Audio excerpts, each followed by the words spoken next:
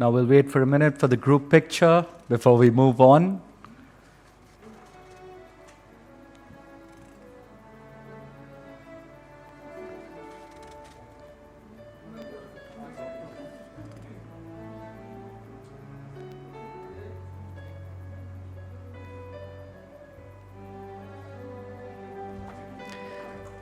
Thank you, gentlemen. All right, so ladies and gentlemen, now we'll take a small, very, very small refreshment break. And just like before, we did this for 10 minutes. So we'll go have our refreshments, some tea and coffee, and we'll see you all back here in 10 minutes. Does that work for everyone? Yes. All right, thank you.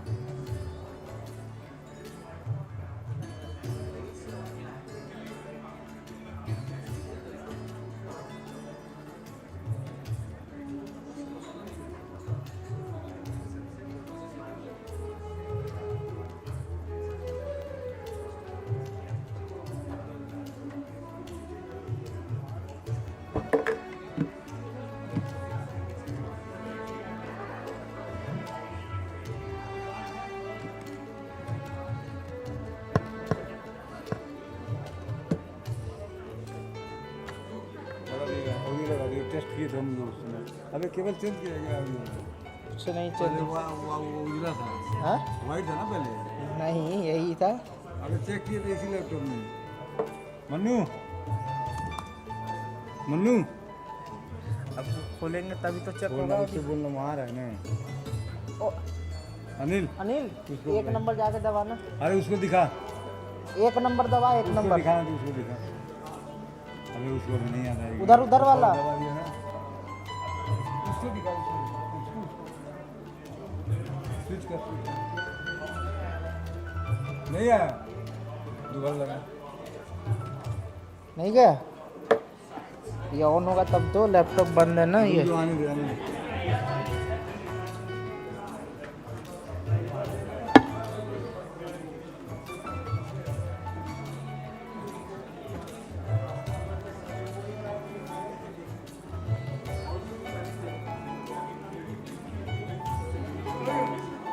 आ गया audio एक बार sir चला दे present करो audio present करो podium बंद podium of कर लीजिए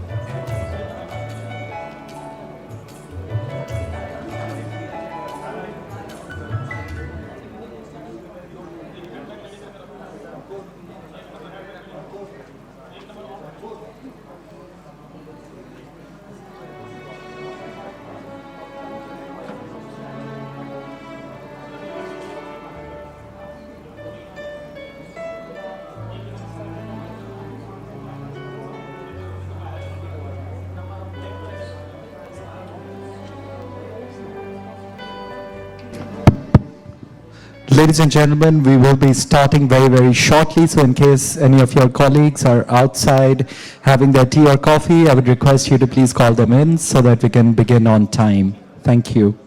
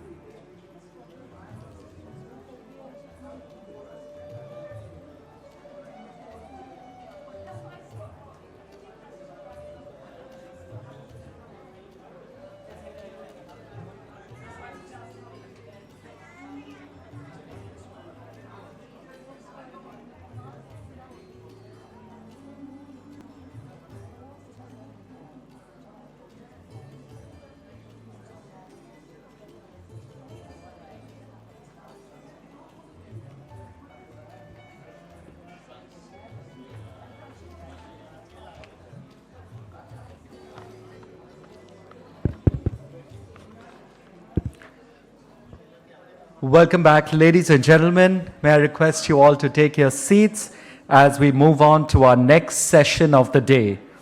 This will be a presentation on the framework for BIM rollout brought to you by the Confederation of Digital Construction Practitioners.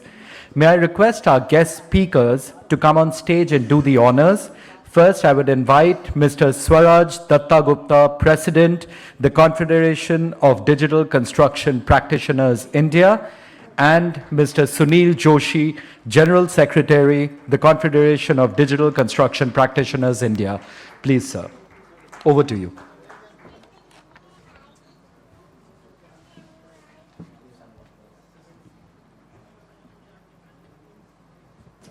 Yeah, that's good.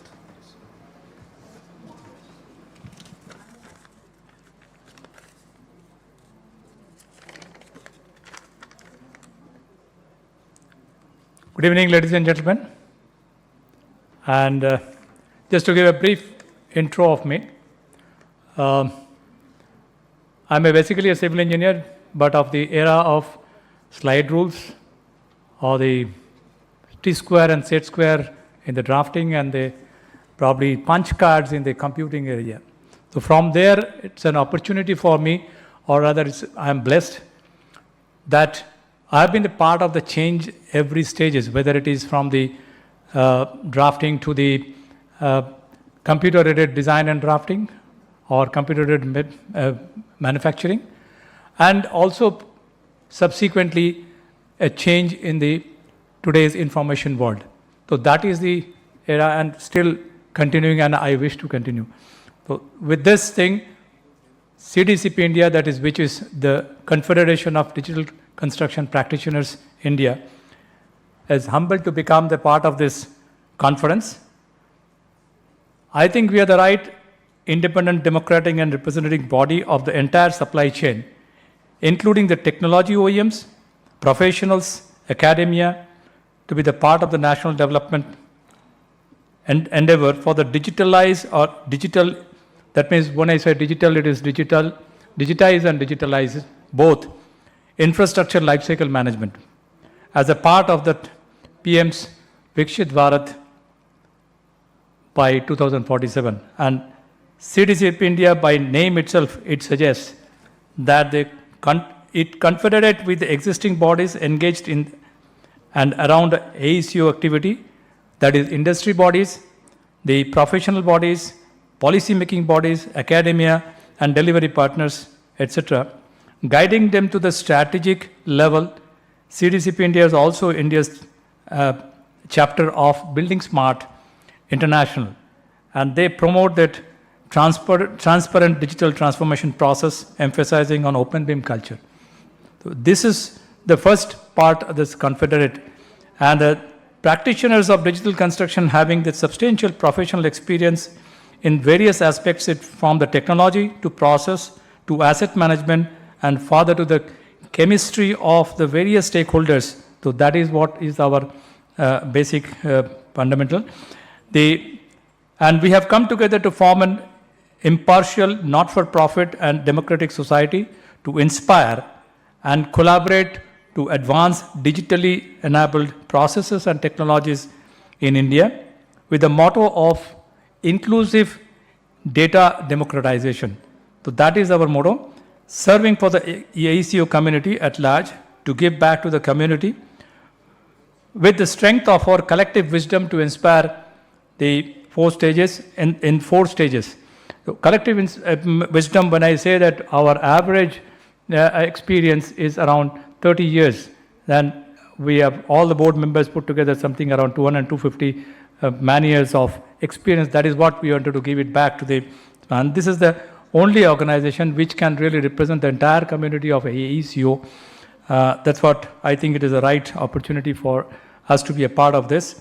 And these 4 stages, first is the digitize. That means when we saw that content to be graphical as well as that asset information should be brought in. But that's what I was going on mentioning, that we should talk about that information, and the information is the basis of it, which is not only the graphical information but also the asset information, which is mostly required. And it is not a drafting, it is really engineering through that using the tools. And that graphical and asset information need to be done the first using the respective applicable tools and technologies, which normally is called as BIM today. And second is that democratize the data information through the common pool, which is a common data environment, accessible to all stakeholders at all stages, following a digitalized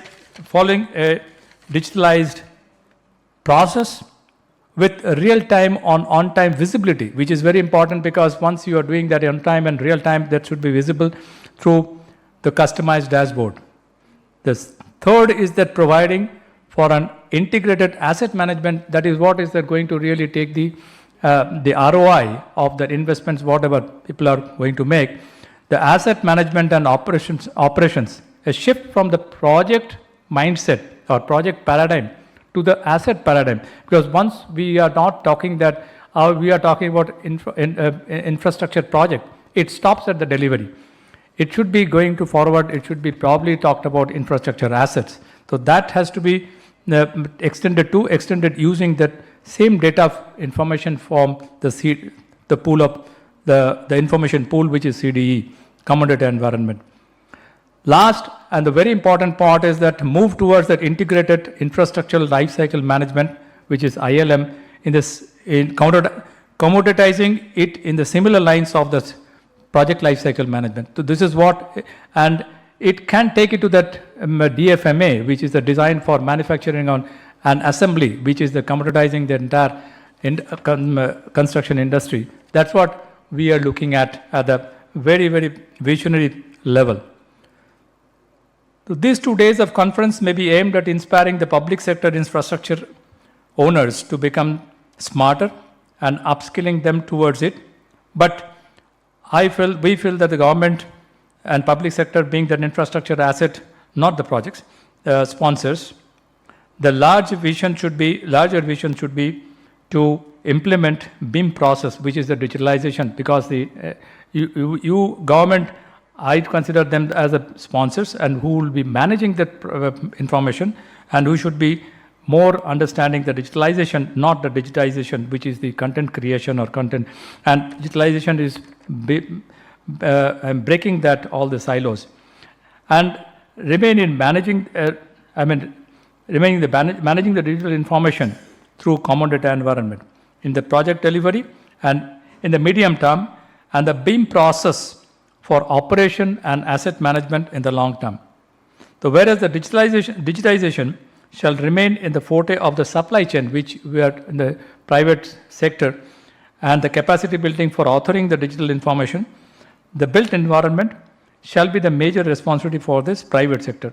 So with this, I think I will hand over to Sunil, but I will introduce some of our colleagues who are here. Dr. Venkata already you have seen, he's one of our board members. And Mr. P.R. Surendra Babu, he is our board member. And he is also the similar experience of mine. He's been in various capacities in Larsen and Toubro, design, project management, and international operations also. Mrs. Sonali Dopte, who is the Chief Strategy Officer from Excelize and our treasurer and the board member. And she is 30 years experience in the various, she is basically an architect. And Sunil Joshi, I think, is coming here, and he is the CEO and executive director of Digitra, 20 years of experience in ASU industry, and has instrumental for re-engineering for business promotions for various BIM and digitalization related technologies. Thank you very much, and over to Sunil. Thanks, Dada. While we transition, we will just show you a very quick video introduction about us.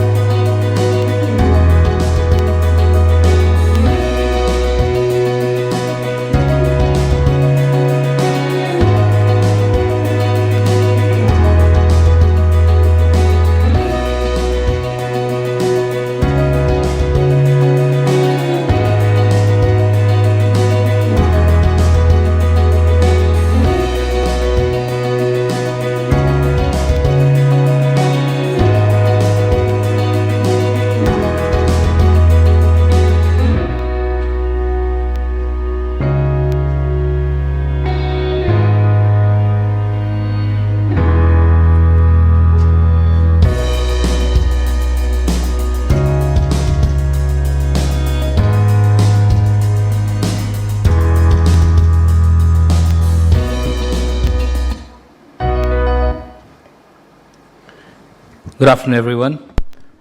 Darshan, how much time do I have?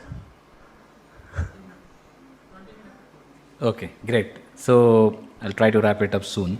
Thank you so much, and it's a great privilege, to come here and talk to all of you.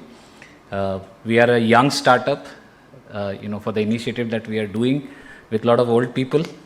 It took us 3 years to conceive this team together and got ourselves registered, somewhere in 21. 22, I think June we got our trust certification. That was the first time when we spoke to Neeti and initiated our discussions with Building Smart as well. And the whole purpose of bringing back in our all professional capacities, all our board members are doing great projects, bringing a lot of experience from India and international markets. But the whole purpose that we wanted to kind of bring this knowledge, know-how, and also unite the community, because we're finding the gap or an absence of a platform where community can come together and collaborate, and that's where the CDCP was born. I saw a matured version of this slide. I think this was something which we discussed earlier, and a lot of feedback went in back, and this was when we started looking at national scale digitization from our perspective, bringing our experience together.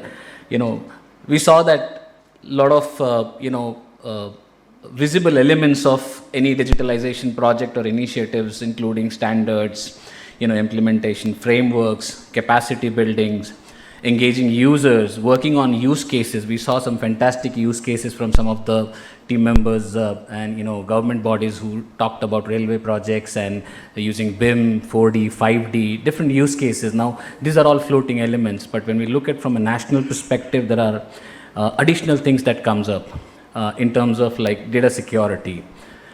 Common data environment, we talked about, if it's cheap, if it's easy, it's good. But ultimately, the questions that most of us should be asking is where the data is going, where the data is hosting, how the data is being accessed. A data in a fragmented, kind of condition is not an asset, but the way we bring data in more organized format, make it more usable, that becomes an asset, and that asset can be utilized in multiple assets, and there are IP attached to it. So it's very important to understand that. Also, we spoke about 30% of the contribution that India is making to the, to the global BIM content development requirements, and essentially, probably that put us as a very unique condition where, because of wage arbitrage, the country has, and I heard Abhishek talking about how do we take this 30% to 60%. So it's a double opportunity that India has right now, not only just to look at our own requirement, but how do we do the capacity building where, globalization, the digitalization is a global need today. One of the slides that Abhishek shows in terms of how low we are in terms of the digitization on the construction industry, in terms of the index that is there as compared to the other industries. And looking at that, there is a global demand. So even if we increase from 30 to 60, the demand will increase continuously. It's about what do we do very uniquely to attract that particular talent in India that we will produce to work for Indian projects and do that balancing. And that's going to be a unique challenge for us. Specifically giving an example, one of the projects, like a metro project, it's like few years back, took up a mandate and one of the software was mandated. The cost of that software in probably US or Europe would be 1/38th of the salary of a typical drafting resource. So typically $50,000-$60,000 kind of a thing, and that software would cost say $2,000.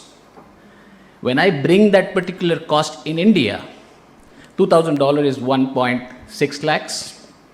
That comes to about 25% of my salary cost of an average drafting resource. Now dynamics are different. Now if you put a condition where you mandate certain things, and when you are mandating it, you are not thinking about the disruption that you are doing in the supply chain, then that particular thing will bring in more resistance. And that is where, after a lot of research, after a lot of thinking, we came up with an India strategy, which I'm going to talk about in terms of why it's a strategy, why it's a framework that can be used as a filter to, to kind of screen any of the policy or a strategic initiative that you want to take further. In the interest of time, just wanted to put up these two slides together. We were talking about capacity building, and most of the time when we look at capacity, there could be a defined framework in which we are looking at capacity. Might be we might have to change our lenses of looking at our capacity. Innovation can happen in any way. If you look at the typical example of that fellow in terms of converting his bicycle into an electrical, vehicle and using that for his own consumption. Now his needs are done. But he has used his own resources in a very different way because he cannot afford an expensive electric bike. Now, he could do that only because there is some kind of an inspiration to do better. There is some kind of a motivation why he wanted to do that. Even if he can't afford it, he wanted to figure out with the resources that he has to achieve that goal. And same thing here, to move billion masses, this is like national scale digitalization in the infrastructure is like a revolution in itself. We saw this particular picture, but this was our war cry during the COVID times. This one action brought the whole nation together. And that's where, when we were thinking about the India strategy, we were also looking at in terms of what war cry can we give to this particular initiative of national scale infrastructure digitalization. And that's where the whole India strategy was evolved. Specifically, India strategy is a framework and that can be applied. It doesn't apply to only India, it can be adopted by any country. When we are looking at promoting globalization, advancing on the globalization, on the digitalization needs, we are thinking global. Because that's where we will be perfect. If we just think of our products and services to be very, very domestic, we will never be able to kind of scale up ourselves to the global scale, global standards. And that is where inspiring community, the national mandate, democratization of data, incentivizing the implementation, and providing the right kind of aid. If you put up all these things together, then it works like a perfect combination for any digitalization initiative. I will refer to the example given by Ms. Sally in the morning, where she says, she said in the BIM process, it's easy to do the changes during the design stages because doing changes in the build stages is costly. It's a very true statement. But now you look at the design stakeholders in the whole ecosystem. Are we increasing work for them? If the answer is yes, are we incentivizing them? So when you look at any digitalization initiative, there will be some bunch of people who would be on the beneficiary side of it. They would be simulating the data, they would be consuming the data, and that data would add up to a lot of business efficiency. But there will be a chunk of the stakeholder economy, ecosystem who would probably be burning more hours, who would be burning more money, and are we doing something to incentivize that? And this is where a balance is required.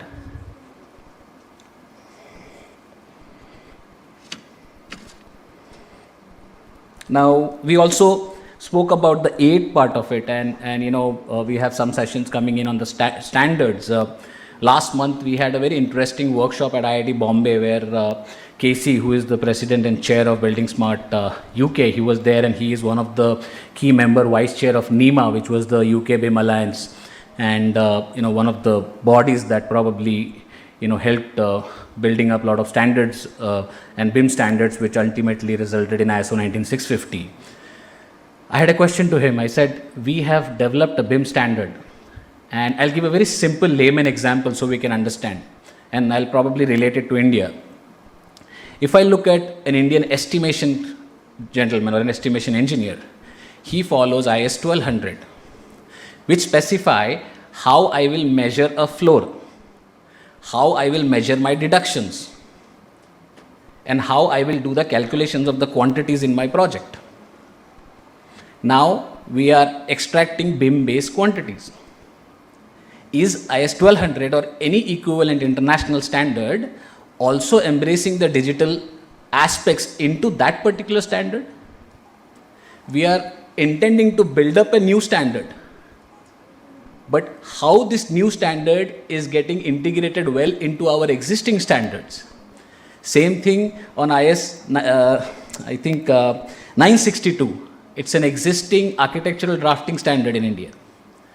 Now, with BIM, our drafting standards are getting enhanced. And this standard is existent since 1989. Now, the digitalization related aspects should be integrated into this. And this is where even, what I learned from KC was even UK is trying to probably now look at and cross-reference the standards. And that is where when we work together and when we are working as a team, we are exchanging the learning, this is where the new thoughts from the overall community, the global community can come together and weave a more efficient framework so ultimate user or the stakeholder is not confused.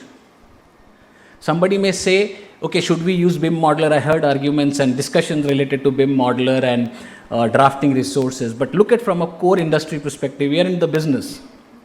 There is a drafting resource, the moment he changes his designation to BIM modeler on LinkedIn, he gets a call and his salary is hiked up by 50%.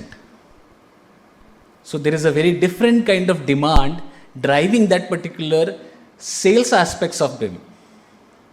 So here we have to bring about the neutralization in terms of basing that understanding where structural consultant, architects, quantity surveyors, project managers, construction managers, facility managers, they are absorbing core candidates and those subjects and those professions and those standards are well equipped with the digital needs.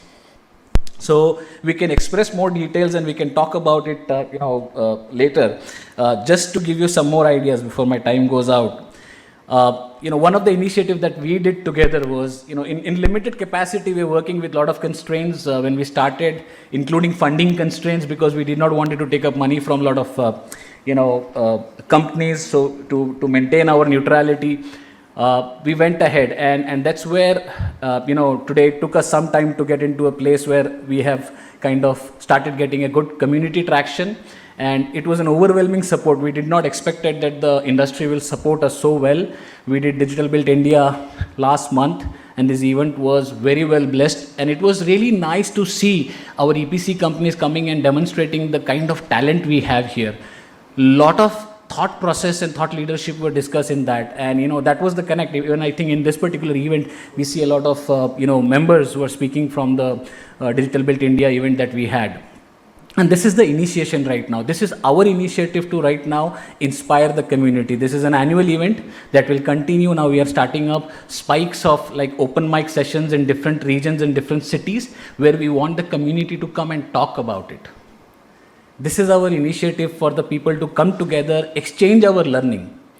Because what we see as a next, probably phase is no more talking about competition, it's about collaboration. Most of the people that we work in CDCP or who attended this event were all competitors to each other.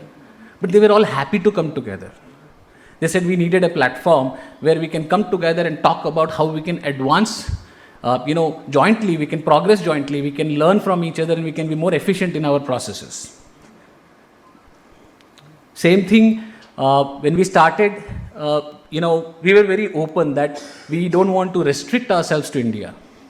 We want to be open to learn from the international market and to give back to the international market. When we got ourselves registered as the official chapter of Building Smart India, today we are trying to drive and learn Open BIM from an Indian perspective, drive that in Indian community. The moment we start doing that, that is also going to reciprocate the open standards globally. And that was the understanding in the philosophy when we when we kind of signed up for the India chapter of Building Smart.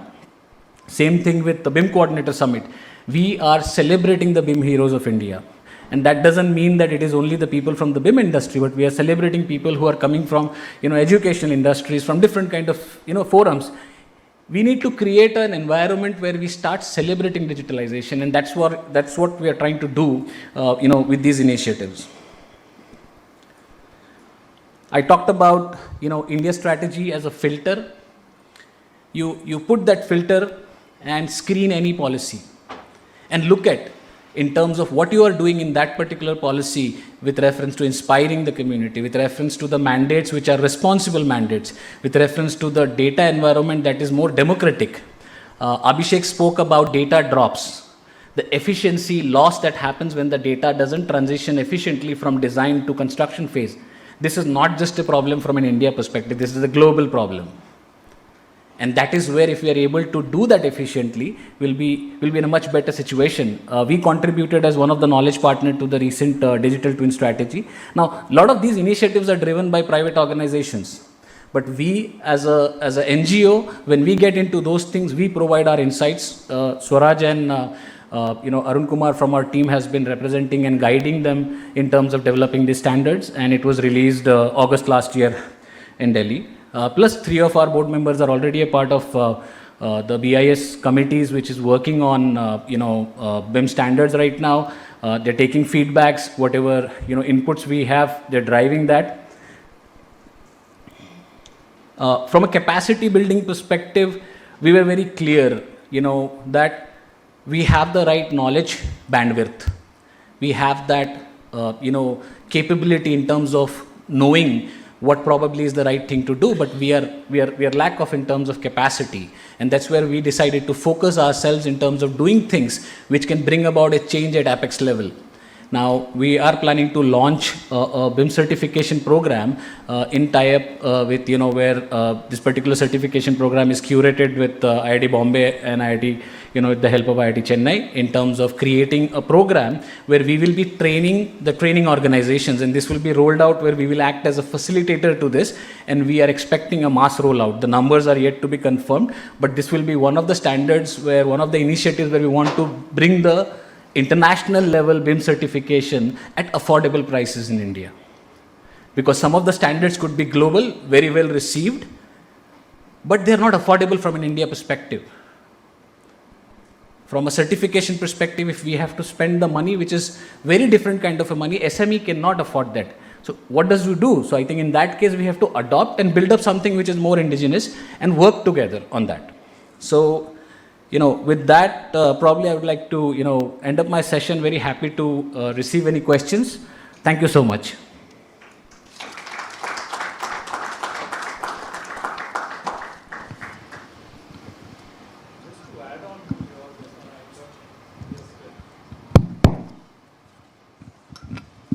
Just to add on, the India strategy, what we have developed, it is a combination of both top-down and bottom-up, because top-down is required, because unless you mandate, unless you give the push, it's not going to really work. And the bottom-up is the inspiration, your other areas of aid, etc. That is also required, and that is what is the combination we specifically made it integrated into that, so that it really can work.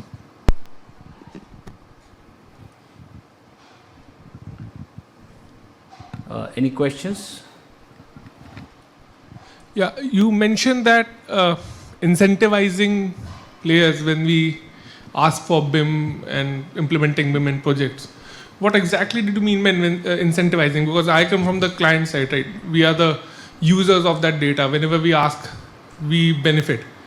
But industry will they won't do it at free, right? Or at a loss. So where does the incentivizing come? Or what did you mean exactly when you said incentivizing the other industry players? Okay, if you, for example, if you appoint a consultant, a design consultant to work on your project, and you have currently a traditional way of delivering the project, but you expect them to now deliver to your new spec requirement, then there has to be some consideration in the fees that you are keeping with reference to a normal project delivery, which is the traditional one, with reference to the new one, because you must respect that somebody is going to spend more money in equipments, in softwares, resources, and also more time.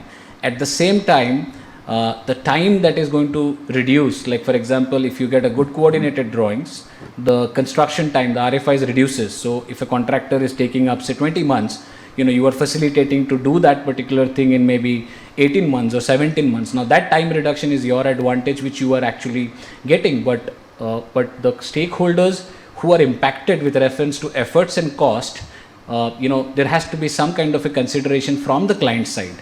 In my experience, we have seen that we've started mandating, we've started asking, but when it comes to giving due considerations, that framework is missing. Some people in the private sector have started giving considerations to that, where they, started kind of giving some kind of I would say, relief or a compensatory benefits or some kind of a motivation that if they are able to complete this delivery with this process, there is a motivation for them to work on that. So essentially that is one aspect of incentivization. Second aspect from a government perspective is,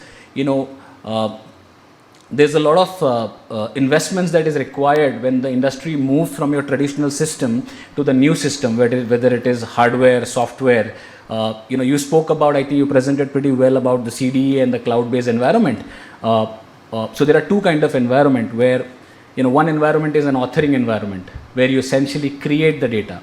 And the second environment is a simulation environment where you are analyzing the data, you are adding attributes to it, which can be done on cloud or any softwares. Now, that is the easier part which you can access and do the part, and that doesn't cost you much. The complexity comes up with authoring environment. If your project goes up, you can't open the model because the models are very heavy. Unfortunately, there is no single major Indian OEM available who is selling so you have I was very happy to see, in terms of you presenting the Indian OEMs on the CDE side, but on the authoring side, there is no Indian company there as such. We have some products which are open source products, but those are not mature from a requirement perspective, and we don't have time to experiment because projects are critical. So now the transitional phase where there is an impact to the, kind of that patch of stakeholders, we must give some considerations to them. Does that answer your question? Say for example, at what Abhishek was mentioning in the morning, that project level, your probably the department level or the state level, you have given the CD on a free basis. I mean, I'm telling about NCRTC, but at the same time, this what he was mentioning about this authoring tools can be also put into in a cloud-based environment, which is financed by the project team or maybe the department, so that it can be used by the SMEs or whoever is creating that content. They can use on a time basis, and it can be it can be charged nominally. So that sort of incentivization also can be considered.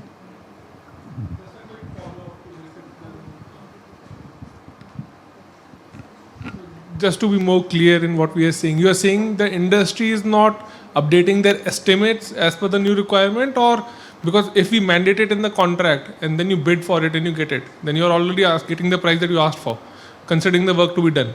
Are you saying the industry is not raising the bar, the floor price with the work you are trying to do? Yeah, it's also about awareness. Most of the time, the supply chain picks up the order without really having the realization of what do you expect. I can give you examples of some very live projects which are going on, large city projects where BIM has been mandated.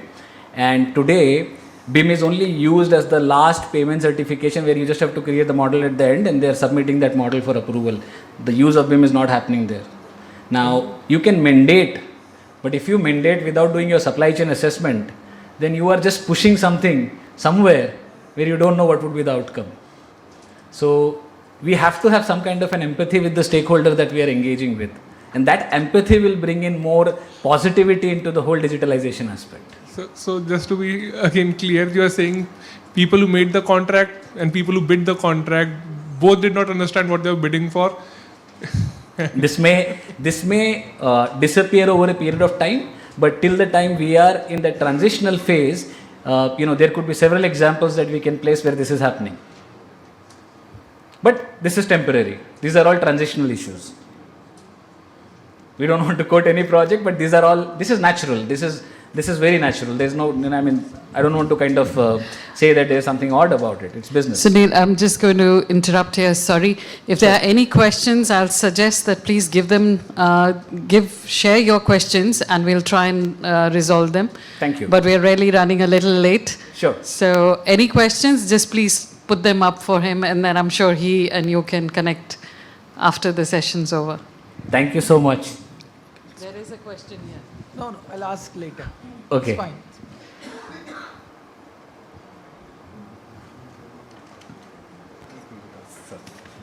Thank you so much, Mr. Gupta and Mr. Joshi. May I request Mr. Gupta to also join us on stage? That was indeed very, very interesting and insightful. And a big round of applause for both our speakers here.